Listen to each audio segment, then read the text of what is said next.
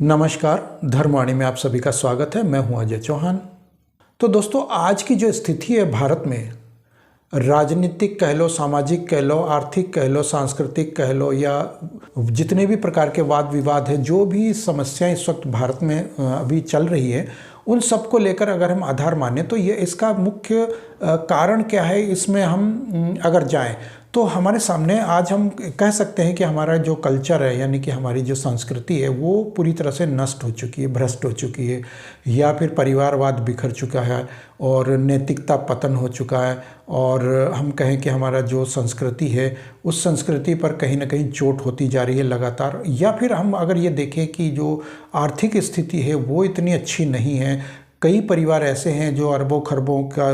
धोखाधड़ी करके भी आज़ाद हो जाते हैं, और कुछ ऐसे हैं जो छोटे मोटे अपराध करके उनको कई सालों तक का जेल भुगतनी पड़ती हैं, और छोटे मोटे अपराधों में या तो बेवजह का फंसा भी दिया जाता है, तो दुश्मनी भी निकाल ली जाती है। तो इस तरह का जो हम कहें कि जो मानसिकता जो इस तरह से विकराल तरीके से जो भ्रष्ट हो चुकी है, या फिर कहें कि नैतिकता जो है अब वो जवाब देने लगी है लोगों की, या मानसिक स्थिति जो अब डावाडोल होती जा रही है, तो कहीं ना कहीं हमारे सामने ये समस्या आती है कि आखिर इसका जो कारण है वो क्या है, ऐसी कि आजकल की जो स्थितियाँ इस तरह की आती जा रही है समाज में। तो इसको हम आधार मान सकते हैं कि जो अगर हम कहें कि पिछले 1000, 1200, 1500 वर्ष पहले का जो था, तो उस समय क्या था कि एक भाषा होती थी, एक संस्कृति होती थी, और एक निष्पक्ष तरीके से समाज चलता था। यानी कि यदि कोई छोटे मोटे वाद विवाद होते थे तो वो ग्राम पंचायतें होती थी प्राचीन काल में, जितनी भी होती थी। ये पिछले कुछ 100 वर्षों पहले तक भी जो अपना निपटारे खुद करती थी, हालांकि आज भी हैं, लेकिन अब वो उनका कोई अस्तित्व नहीं रह गया। वो एक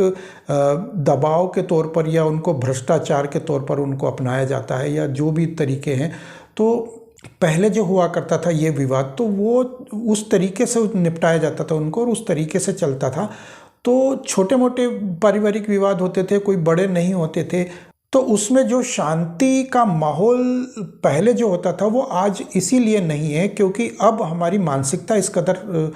से बदल चुकी है कि अब भाई भी आपस में लड़ने लगे हैं, और थोड़े से पैसों के लिए, लालच के लिए, धन दौलत के लिए अब एक दूसरे के दुश्मन बनते जा रहे हैं। तो यहाँ पर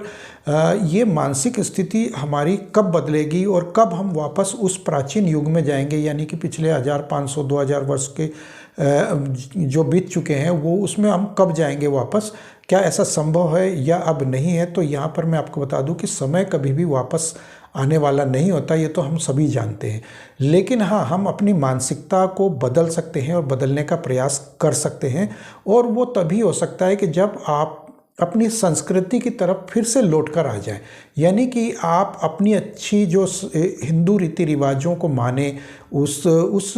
संबंधी कुछ पुस्तकें पढ़ें, कुछ धार्मिक पुस्तकें अपना कलेक्शन करके पढ़ें, उनको समझें, जानें। आप अपने इतिहास को पढ़ें और उसको जाने, आत्मसात करें, प्राचीन भाषाओं को ज्ञान लें, या प्राचीन मंत्रोच्चारण जो जितने होते थे हमारे वेदों में, या अभी भी कुछ जो मंत्रोच्चारण है, उनको बजाय कि आप सामने गाने लगा करके, एक भोंगा लगा करके या स्पीकर ऑन करके और उनको सुने, या फिर चंचल के या जो भी आजकल जो अस्सी तुसी जितने भी गाने हैं या भजन कीर्तन है, उस तरह के जो आप माइंड में जो कचरा भरते हैं, उनको सुनने की बजाय आप जो है उन मंत्रों का उच्चारण करें। आप गायत्री मंत्र, आप विष्णु मंत्र, विष्णु सहस्त्र नाम और इस तरह के जितने भी होते हैं, तो आप उनको पढ़ने का प्रयास करें और अपनी भाषा को उसमें सुधारें। आप आपको याद करें या कुछ इस तरह से करने की प्रयास करें, या आप जो है ज्योतिर्लिंगों के बारे में जानकारी जुटाएं, उनको जानें, उनको पढ़ें। तो बजाय इसके कि आप जो है, अगर आप आजकल के जो भजन जो गाते हैं उल्टे सीधे जितने भी धूमधाम भड़ाम भड़ाम, तो वो चीज़ें जो है अब मानसिक स्तर को जो है वो भ्रष्ट करती जा रही है और प्रदूषण को फैलाती जा रही है। और अब गाड़ियों में आप देख रहे हैं कि आप शहरों में कहीं भी जब आप निकलेंगे तो धड़ाम धड़ाम धड़ाम गाने जो चलते हैं, तो ये सब क्या है कि वो मानसिक स्तर को आपके पोल्यूट करते जा रहे हैं, मतलब प्रदूषण फैलाते जा रहे हैं। तो प्रदूषण सिर्फ धुएं में नहीं, पराली में नहीं होता, या फिर गाड़ियों से निकलने वाला जो धुआं है वही पोल्यूशन नहीं होता, नालियों में ही पोल्यूशन नहीं होता, पोल्यूशन इस प्रकार का भी होता है। तो इन सब से आप बचें और अपनी मानसिकता को थोड़ा सा विराम देने का प्रयास करें उस स्तर में कि आप जितने भी टीवी के सामने बैठ के और उल्टे सीधे, सबसे पहले तो आप न्यूज़ चैनल देखना बंद करें और अपनी राय देना बंद करें न्यूज़ चैनल्स या पॉलिटिक्स के बारे में, क्योंकि पॉलिटिक्स में कोई भी ऐसी नहीं है, पॉलिटिक्स वाली राजनीति में कोई भी राजनेता या कोई भी, हम देखेंगे कि कोई भी राजनीतिक पार्टी ऐसी नहीं है जो 543 या 45 जितने भी सांसद हैं भारत में जो चुनकर जो दिल्ली में जाते हैं पार्लियामेंट में, उनमें से एक भी ऐसा सांसद नहीं है कि वो आप उसको ये कह सकें कि वो जो है वो हिंदुत्ववादी है, वो पार्टी जो है हिंदुत्ववादी है, या वो हिंदुओं के लिए खड़ा हुआ है, हिंदुओं के वोटों से जो अगर खड़ा हुआ है तो वो हिंदुत्ववादी है। आप किसी भी आज मतलब सन 47-50 के बाद से लेके आज तक की जो भी टाइम है, सन 75 या अभी जो 75 वर्ष हो चुके हैं, तो आप कहीं से भी किसी भी व्यक्ति को आप हिंदुत्ववादी नहीं मान सकते। अगर इक्का दुक्का कोई था तो मजबूरीवश उसको भी वो त्यागना पड़ा, क्योंकि सेक्युलर लोगों के बीच में रह कर के वो हिंदुत्ववादी नहीं बन सकते। तो इसी तरीके से तो आप कहीं से भी आप मीडिया की न्यूज़ अगर देखेंगे तो वहाँ पर भी आपको बेशक लगेगा कि वो हिंदुत्ववादी खबरें दिखा रहा है, लेकिन आपको वो भ्रमित करते हैं। तो आप उन सब पोल्यूशन से बचने के लिए आप अपने घरों में अपनी ऐसी पुस्तकें इकट्ठी करें, कुछ पढ़ें, कुछ अच्छी जानकारी जुटाएं, मंत्रोच्चारण स्वयं करें, अपने मुंह से करें और सुने उसको, फिर या अपने बच्चों को करवाएं उनसे। तो बजाय कि आप माइक लगा दें या स्पीकर लगा दें या आप गाना चला दें या आप यूट्यूब में चालू कर दें, तो इन सब से बच करके आप यदि खुद अपने घर में इस तरह का माहौल बनाएंगे तो कहीं ना कहीं हो सकता है कि आपके मन मस्तिष्क को थोड़ी सी शांति मिलेगी और आपको लगेगा कि हाँ आज अच्छा हुआ, आज ठीक हुआ। आप विष्णु सहस्त्र नाम का जप करें या करवाने की कोशिश करें बच्चों से, या घर का ऐसा माहौल बनाएं, आप शांत वातावरण एकदम आप बनाएं। जब तक आप ऐसा नहीं करेंगे तो आपको शांति नहीं मिलेगी। और आप अगर तेज़ तेज़ गाने सुनेंगे, फिल्में देखेंगे या यूट्यूब पे फिल्में देखेंगे आप इस तरह से, तो आपको जो है मानसिक शांति नहीं मिलने वाली आपको उससे, बल्कि आपको और इरिटेशन, आपको चिड़चिड़ापन होगा। आप न्यूज़ देखेंगे, न्यूज़ चैनल, तो अपराध की खबरें 100 होंगी तो अपराध की 20 होंगी, तो हर रोज़ अपराध कहीं ना कहीं उल्टे सीधे होते हैं, इस तरह के होते हैं कि आप